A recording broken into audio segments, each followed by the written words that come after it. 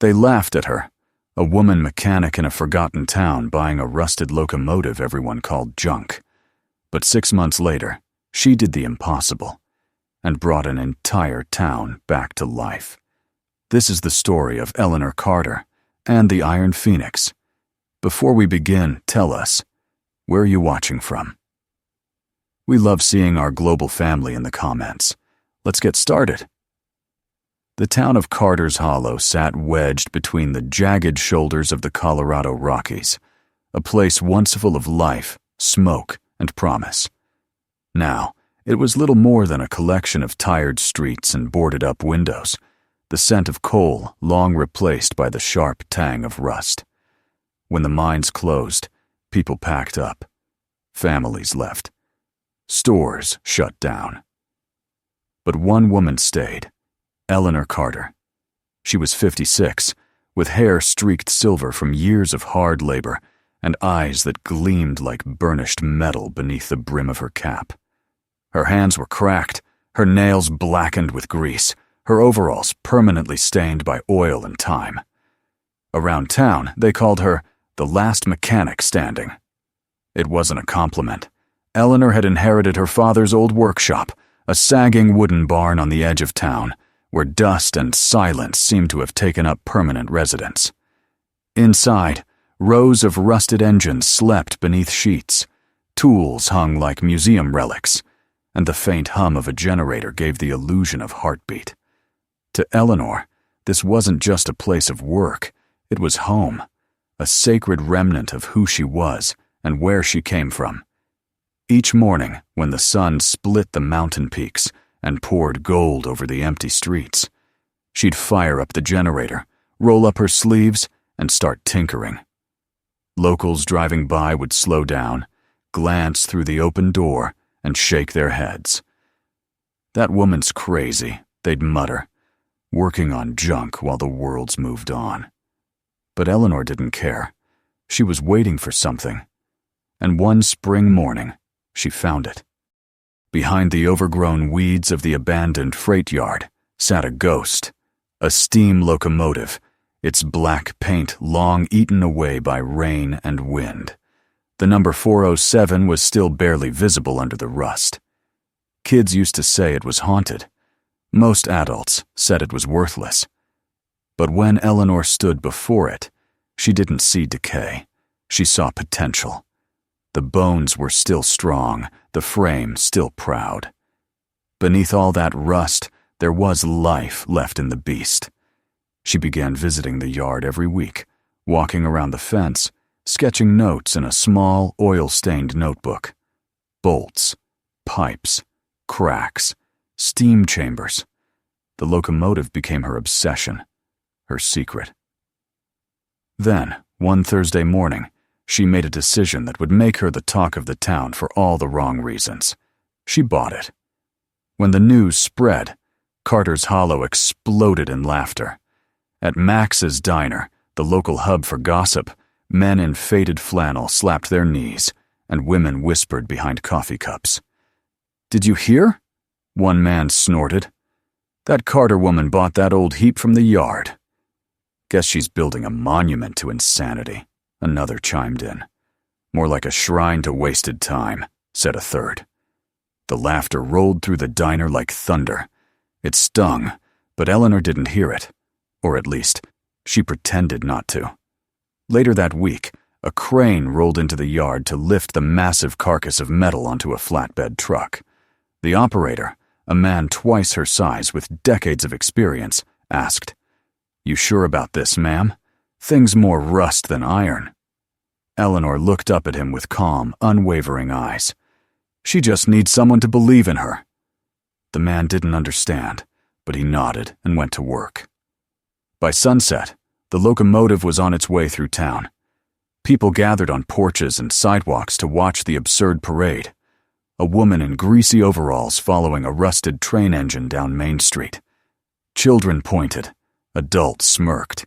Someone shouted, "Hey Carter, planning to ride that to nowhere?"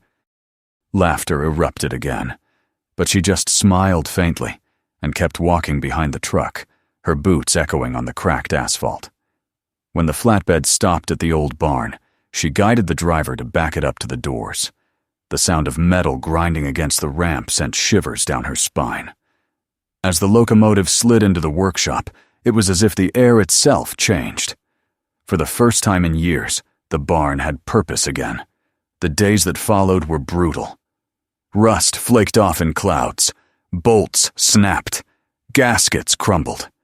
Every night, Eleanor left the barn covered in soot, her muscles trembling, her hands bleeding. She slept little, ate less, but her determination only grew stronger. In the quiet hum of her workshop, she could almost hear her father's voice again. "If it's built by hands, Ellie, it can be fixed by hands." Still, there were nights when doubt crept in. She'd sit on the cold concrete floor, staring at the lifeless hulk under the dim flicker of a hanging bulb, whispering to herself, "Maybe they're right. Maybe this is madness." But something deep inside, a spark, a stubborn whisper, pushed her forward. Weeks turned into months. The townspeople stopped paying attention, assuming she'd given up. But inside that barn, something miraculous was taking shape. The clang of metal echoed across the valley. The hiss of welding sparks lit up the windows at midnight, and the rhythmic heartbeat of her hammer became the town's forgotten soundtrack. Sometimes, kids would sneak up to the barn and press their ears against the wooden walls. "What's she doing in there?" one would ask. "Building a monster," another would whisper. They weren't entirely wrong. By the end of the 3rd month, Eleanor had stripped the entire frame down to its bones. The air inside the barn shimmered with heat and effort. Every bolt she turned, every plate she polished, was a small act of defiance, against time, against doubt, against every sneer that had ever followed her name. And one quiet evening, as the last light of day faded behind the mountains, she stood before the half-restored locomotive, grease smeared across her cheek, and whispered, "We're getting there, old girl." A faint creak echoed from the metal, as if the machine was answering her. Outside, the wind howled through the empty streets, carrying the distant sound of laughter from Max's diner. But for the first time, Eleanor didn't hear it as mockery. She heard it as fuel, because she knew something they didn't. The day would come when that laughter would turn to silence, and silence to awe. And when that day arrived, the woman they called crazy would show them what faith, grit, and a little bit of steel could really do. 6 months later, the people of Carter's Hollow woke to a sound they hadn't heard in 40 years, the deep, rhythmic breath of a steam engine coming to life. At first, no one believed it. The fog rolled low across Main Street, and somewhere beyond, it came the faint hiss of pressure, the metallic groan of movement. Curtains fluttered, coffee mugs paused mid-air. Then the whistle cut through the valley, long, sharp, unmistakable. The heavy doors of Eleanor Carter's barn creaked open. Out of the dim interior rolled a gleaming black and silver locomotive. Its wheels shone like mirrors, brass fixtures caught the sunrise, and on its flank, hand-painted in gold, was the number 407. The Iron Phoenix had been reborn. The same people who had once laughed now stood speechless. Old miners wept openly. Children jumped and cheered. Even Max from the diner stumbled forward, whispering, "She actually did it!" Eleanor stepped out beside the engine, wiping her hands on a rag. The grease under her nails hadn't disappeared, and she didn't bother to hide it. She just rested her palm on the warm steel and said softly, "Told you she wasn't done yet." That day, the town came alive. Reporters arrived from nearby counties. The mayor stopped by with a camera crew and a bouquet of wilted flowers. People called her a miracle worker, a hero, a symbol of revival. For the first time in decades, Carter's Hollow had something to be proud of. But admiration, Eleanor soon learned, was fragile. 3 weeks later, a plain white envelope arrived by courier. It bore the seal of the National Railway Preservation Trust. At first, she thought it might be congratulations, maybe even support. But when she opened it, the words hit like a hammer. Violation of ownership claims retained under Historical Asset Clause 143. Immediate cessation of all operations until ownership can be confirmed. She read it 5 times. Her stomach turned cold. She had bought the engine legally. She had the signed bill of sale. But the trust had lawyers. She didn't. By evening, the laughter had returned. Not the warm kind, but the quiet, sharp kind that cuts. Guess she didn't read the fine print, someone muttered at the diner. Told you she was in over her head. Headlines followed. Hero or hoax? Carter's miracle engine under fire. Eleanor stopped leaving her workshop. The Iron Phoenix sat silent again, its once bright brass dulled under a film of dust. Days blurred together. Nights stretched long and sleepless. The barn, once filled with the pulse of creation, felt like a tomb. And then came the storm. Late one June night, thunder rolled across the valley like cannon fire. Rain hammered the roof. Wind clawed at the shutters. Around 3:40 a.m., lightning struck close enough to shake the walls. The power went out. Eleanor lit a lantern and tried to calm her pounding heart. Then she heard it, the crack of splintering wood. Before she could move, a section of the roof gave way.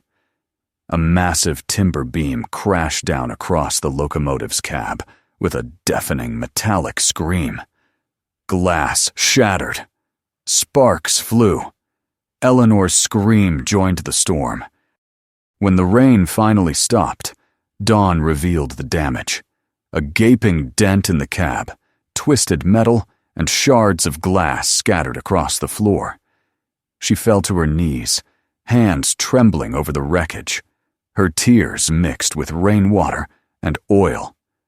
It felt like the universe itself had turned against her. No one came to check on her. No one called. The same people who'd once applauded now avoided her name. The paper stopped writing stories. Carter's Hollow moved on. For 3 days, she didn't enter the barn. On the 4th morning, she found the courage to open the door, not to work, just to look. The air still smelled of smoke and rain. The engine loomed before her, broken but not defeated.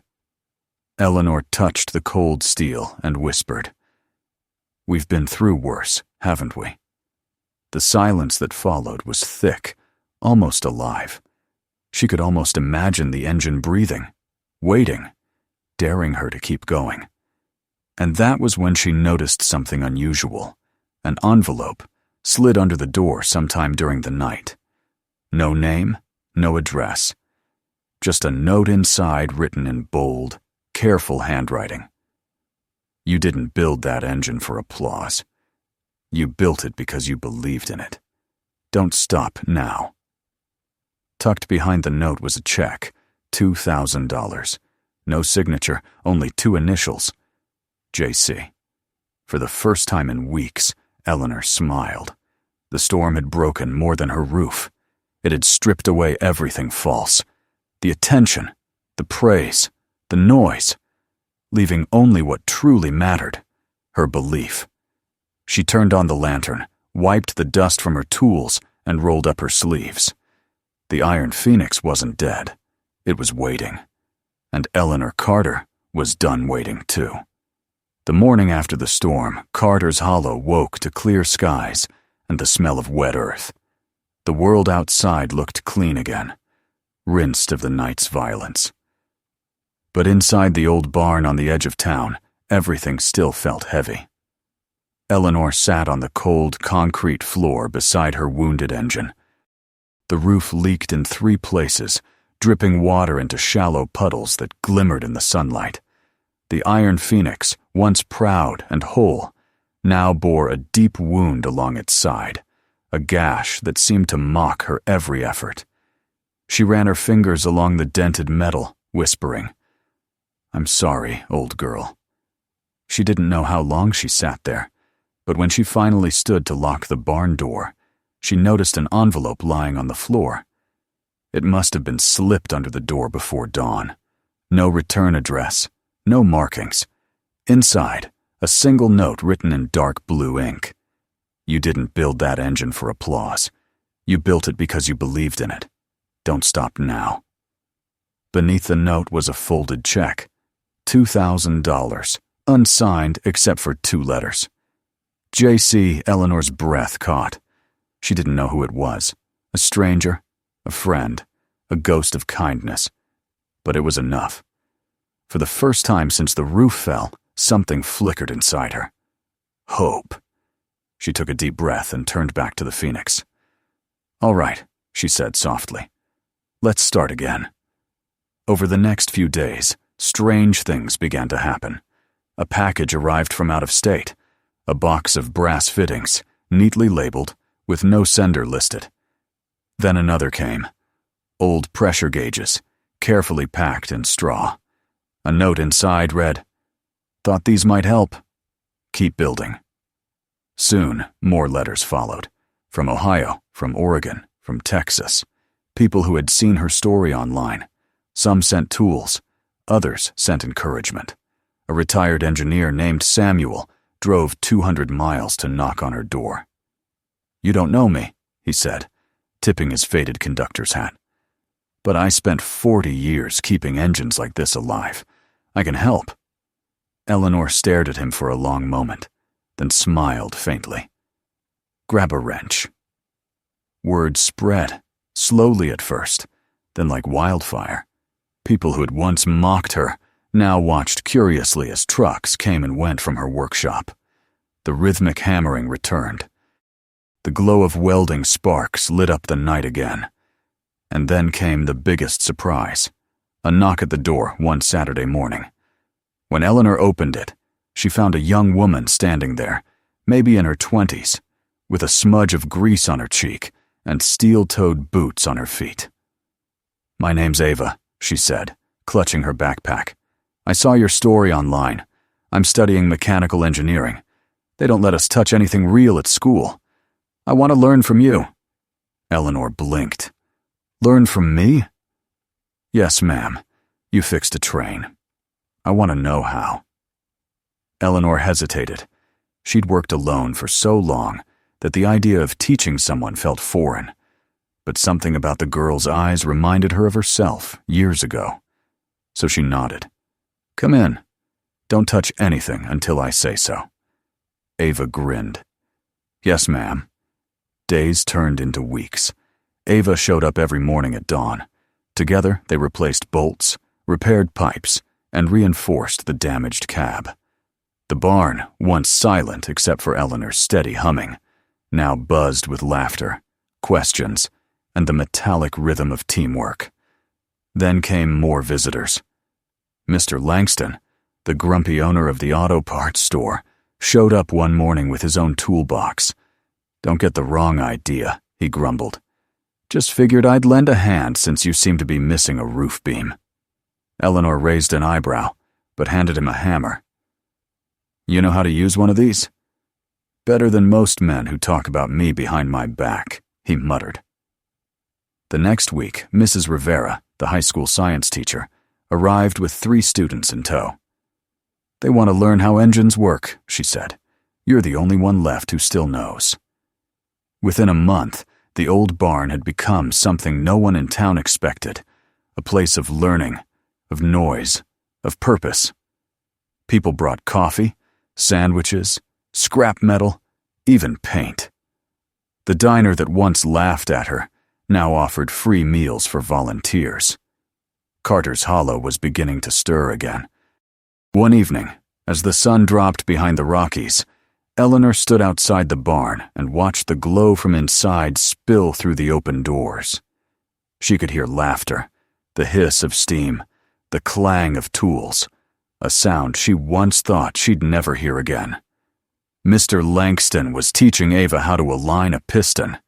Mrs. Rivera's students were documenting the rebuild for a school project. The iron phoenix gleamed under the lanterns, halfway whole again. Eleanor leaned against the fence, letting the mountain wind brush across her face. For years, she had carried the weight of this dream alone, believing it was hers, and hers only. But looking through that doorway now, she saw something she hadn't expected. Her dream had become theirs. And for the first time, the town wasn't just watching. It was helping. That night, Eleanor sat at her father's old desk and opened her notebook. On a blank page, she wrote 3 words in neat block letters. Rebuild the line. She looked out the window at the distant silhouette of the mountains, where the old tracks once disappeared into the woods, the same tracks that carried her father's trains decades ago. She whispered, "We bring it all back." And just like that, the next chapter of Carter's Hollow began, not with rust or ridicule, but with light and the sound of people believing again. By midsummer, Carter's Hollow no longer looked like the dying town people once pitied on highway maps. The scent of rust and decay had been replaced by sawdust, oil, and the faint sweetness of hope. From sunrise to dusk, the sound of hammers echoed through the valley. Volunteers came and went. Teenagers painted wooden ties. Retired men carried steel rails with shaking but eager hands. The barn had become a heartbeat, one that pulsed life back into a place long forgotten. Eleanor Carter watched it all with quiet disbelief. The woman who once worked alone in silence was now leading an army, not of soldiers, but of believers. And at the center of it all stood the iron phoenix, gleaming once again, its brass shining under the mountain sun. The idea had started small, a simple restoration.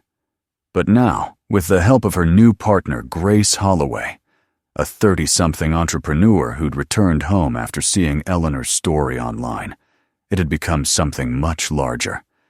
The Carter Heritage Rail Project. Grace was the opposite of Eleanor. Bright clothes, clean nails, always with her laptop under one arm and a plan in the other. She spoke in deadlines and spreadsheets, not bolts and pistons. But she had something Eleanor didn't. Connections. "You've already built the heart," Grace told her one afternoon, flipping through grant applications on her screen. "Let's build the body around it." And she did. Within weeks, Grace had secured a small grant from the state's tourism board and convinced the mayor to allocate part of the town's budget toward rebuilding the old track. Local businesses followed, donating supplies and meals for workers. Churches organized volunteer shifts. Even the high school formed a club called Young Engineers of the Iron Phoenix, where students documented every nail driven, every rail aligned. Eleanor didn't seek attention, but it came anyway. News crews arrived to film the rebirth of a town once written off the map. Documentarians called her the woman who rebuilt America's forgotten dream. Bloggers nicknamed her the Iron Widow, a title she didn't care for, but couldn't quite shake. Still, she stayed focused. She taught her team to sand steel, to balance pressure valves, to weld clean lines. The barn turned into a classroom. "Measure twice," she'd say, her voice sharp but steady. "If you break it, fix it. If you can't fix it, learn why." The students adored her. Ava, her young apprentice, rarely left her side. Even Mr. Langston, once the town's biggest skeptic, had become her unofficial foreman. But progress came with pressure. Each morning started earlier and ended later. Eleanor's hands shook more now. Her back ached from bending over the engine for hours, but she refused to slow down. "We're too close," she told Grace when asked to rest. "The world doesn't wait for the tired." Grace frowned, but didn't argue. She knew trying to stop Eleanor Carter was like trying to stop the mountains from standing. By late August, the first full test of the rebuilt line was ready. The tracks stretched 7 miles through the foothills. Old, twisted rails replaced by new steel, each one laid by volunteers who'd carved their initials into the wood beneath. The air smelled of grease, pine, and pride. As the Iron Phoenix rolled onto the line, a crowd gathered along the tracks. Kids waved small American flags. Reporters readied their cameras. Grace stood beside Eleanor at the controls. "Ready?" Grace asked. Eleanor's hand rested on the throttle. Her heart pounded like the engine itself. She's been ready for 40 years. She pulled the lever. With a thunderous hiss, the Iron Phoenix roared forward. Steam poured into the blue sky. The ground trembled as the engine rolled past cheering townspeople, its whistle slicing through the air. For many, it was the sound of memory. Fathers, grandfathers, and brothers who once worked those very lines. For others, it was a promise that the past wasn't gone. It was waiting to be remembered. The ride lasted less than 15 minutes, but when the train returned, no one moved. The crowd was silent, not out of shock, but reverence.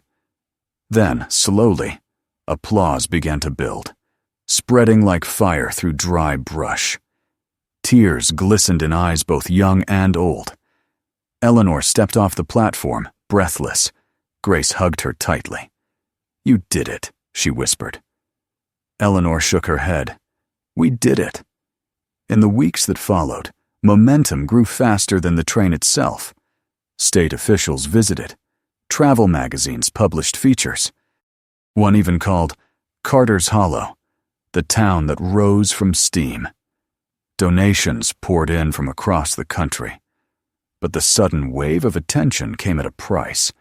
Eleanor pushed herself too far. She spent long nights alone in the workshop, checking valves, polishing wheels, remeasuring bolts no one else would have noticed. Her body was giving out, but her will refused to.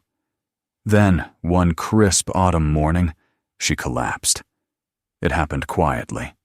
She was tightening a pressure gauge when her vision blurred. The wrench slipped from her fingers. The room tilted. When Grace found her minutes later, Eleanor was on the ground, pale and shaking. The doctor's words were simple and final. "Exhaustion. Your body's been running on fumes. No work. No stress. You need rest, Ms. Carter, or the next collapse won't be so kind." For the first time in her life, Eleanor felt fear. Not of death, but of stillness. What was she without work, without the rhythm of the engine? Grace refused to let her lift a tool. Ava took over minor repairs. The students handled maintenance. Mr. Langston managed the workshop. The Phoenix still steamed every weekend, its whistle echoing across the valley. But now Eleanor watched from her porch instead of the cab. At first she felt useless, but something unexpected happened. The town didn't fall apart without her. It thrived. The people she'd taught carried the torch forward. They didn't need her hands anymore, just her belief. And for Eleanor Carter, that realization was both terrifying and beautiful. Because maybe, she thought, true strength wasn't holding everything together. Maybe it was trusting that what you've built is strong enough to stand on its own. As she sat on her porch one golden evening, the Iron Phoenix rumbled down the tracks, steam rising like breath from a giant's lungs. Ava waved from the cabin window. Eleanor smiled faintly, whispering to herself, "She's in good hands now."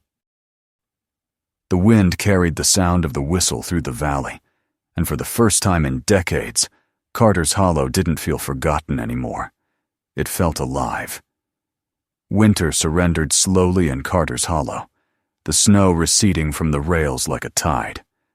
By the time spring unfurled, the town's pulse matched the steady beat of steel on steel. Calendars everywhere bore the same circle in red. The centennial, 100 years since the first train threaded this valley and stitched it to the wider world. This year, the celebration was not about the past alone. It was about a woman who had made the future possible again. The platform at the newly restored Carter Heritage Station woke before dawn. Volunteers strung flags between lampposts, their breath silver in the cold. A children's choir rehearsed near the freight house, the notes of "This land is your land" tumbling through the crisp air. Vendors lifted the shutters on wooden booths, hand-carved whistles, enamel mugs, postcards of the Iron Phoenix cresting the pass at sunset. The banner strung from roofline to roofline read, "Thank you, Eleanor. You brought us back." Eleanor Carter arrived without fanfare, a wool coat over her overalls, her father's old railroad cap pulled low. She still moved carefully, the doctor's orders a quiet persistence in her bones. But the light in her eyes was steady. She paused at the edge of the platform, taking in the sight of the station. Once a mausoleum, now a living room for the whole town. Grace Holloway found her first, pressing a coffee into her hands. "You ready?" "For a celebration?" Eleanor managed a smile. "I think I can handle a ribbon and a microphone." Grace laughed softly. "There's a little more than that." The crowd thickened until the platform thrummed with conversation. Reporters drifted like minnows at the edges, notebooks open. Former miners stood shoulder to shoulder with teenagers in club jackets that read, "Young Engineers of the Iron Phoenix." Families gathered 3 deep along the fence. Toddlers hoisted to see the tracks. A state senator in a dark coat checked his remarks, then gave up and folded the paper in his pocket. At 10 on the dot, the mayor stepped to the microphone. He wasn't a man given to poetry, but even he sounded different today. Raw, grateful. "A century ago, the first run through Carter Valley meant life," he began. "Today, this run means rebirth. We honor the past, but we're here because one person refused to let the future die. Ms. Eleanor Carter, would you join me?" The applause rolled across the platform like a warm wind. Eleanor felt her cheeks heat as she made her way to the front. She didn't look at the cameras. She looked at the faces.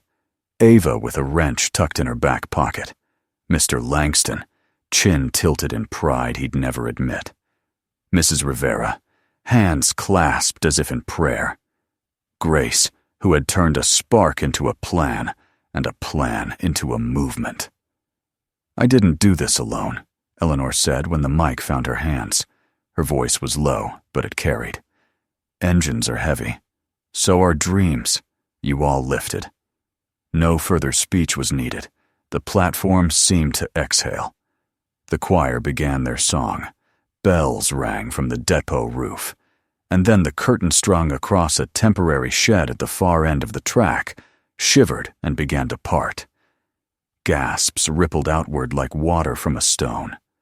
Where the black and silver Iron Phoenix had once stood, a newly liveried locomotive gleamed in the sun, clad in deep crimson that drank the morning light and returned it in gold. Filigreed pinstriping traced the engine's contours. The brass shone like sunrise. Across the tender, inelegant script, the letters curved with unhurried grace. The Eleanor Carter Express. Powered by belief. Eleanor's breath hitched. It wasn't vanity that moved her, it was recognition. The machine in front of her wasn't merely repaired, it was reimagined with the love of a town. On the forward plate, a small engraving caught her eye. EC 407, the number that had first whispered possibility to her through a veil of rust. Ava tugged her sleeve. "We matched the crimson to your dad's old cap," she said, not quite meeting her eyes. "Took 4 tries to get the tone right."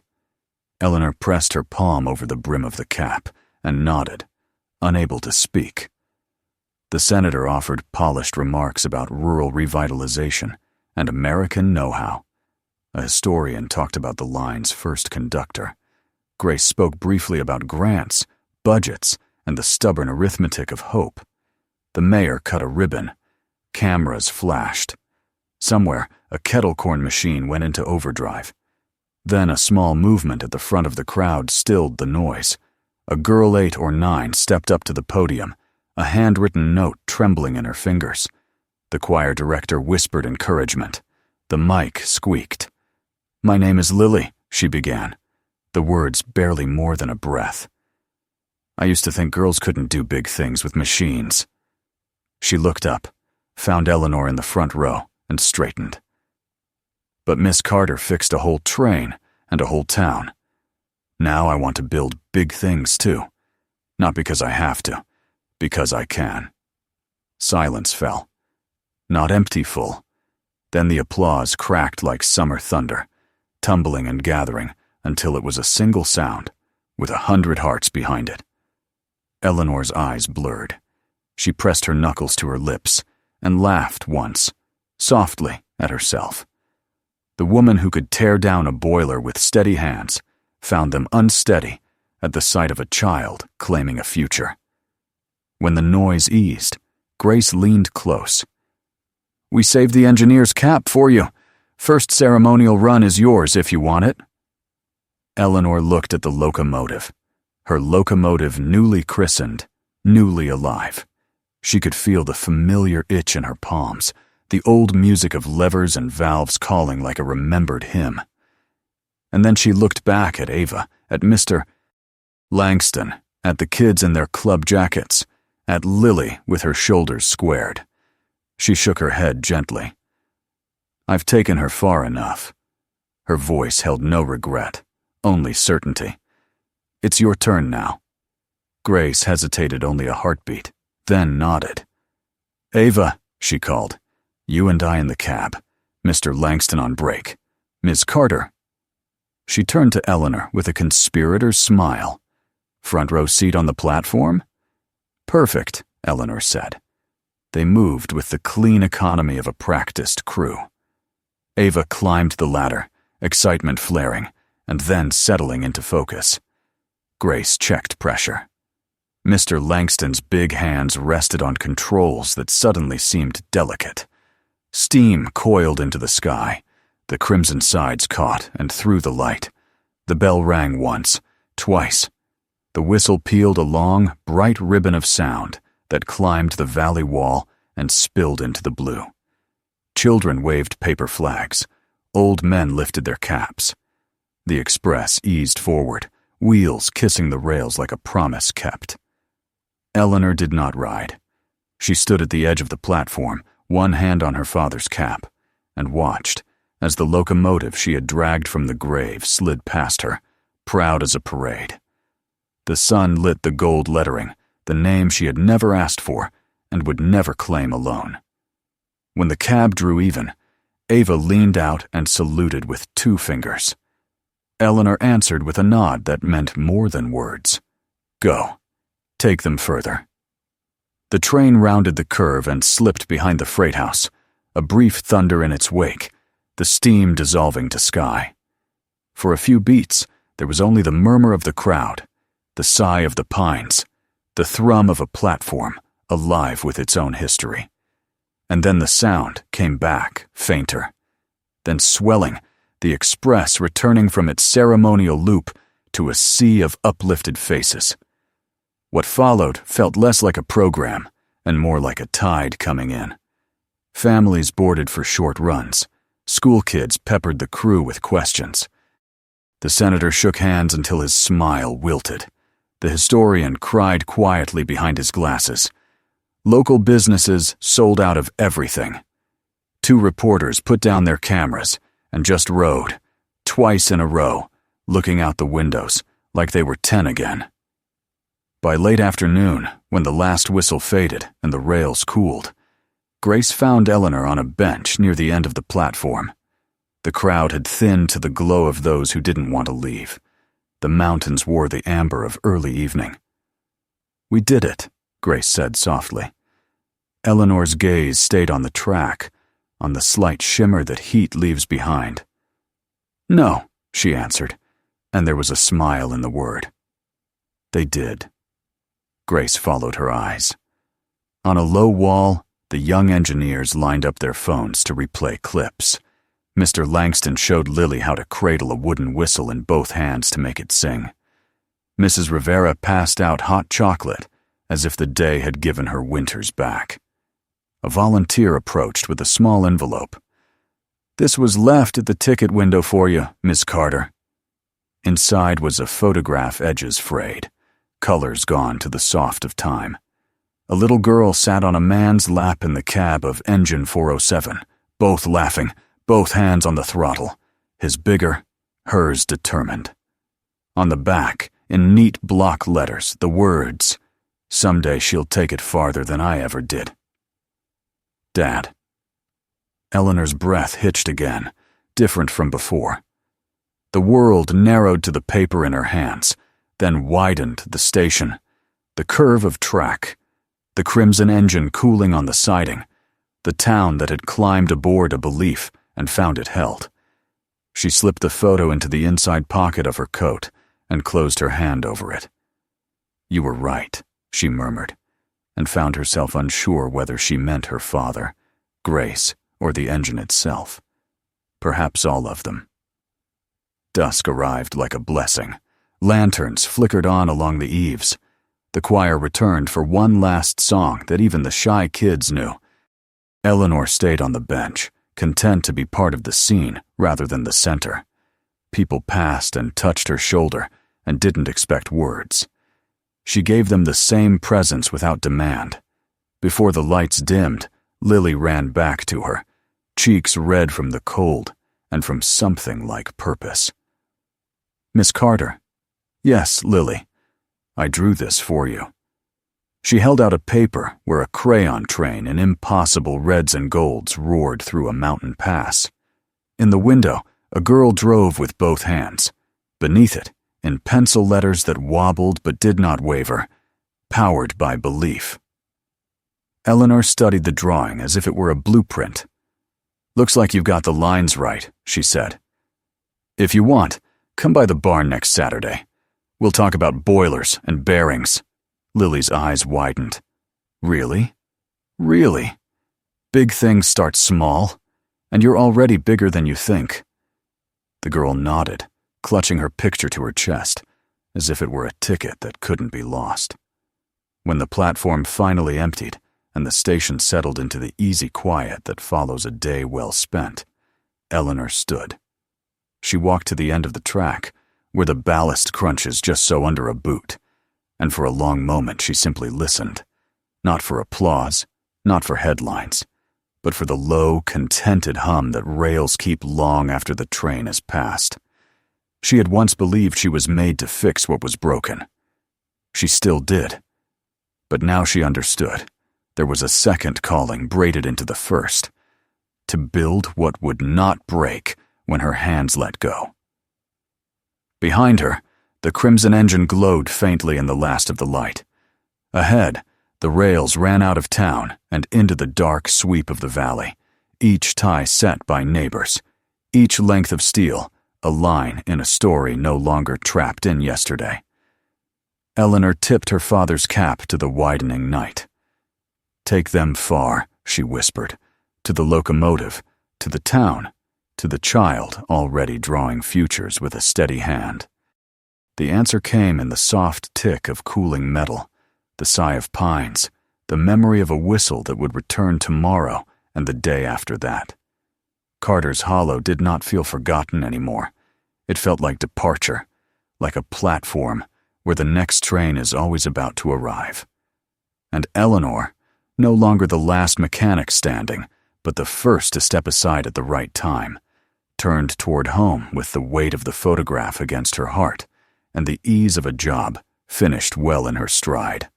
The rails behind her gleamed, the town breathed, the express slept.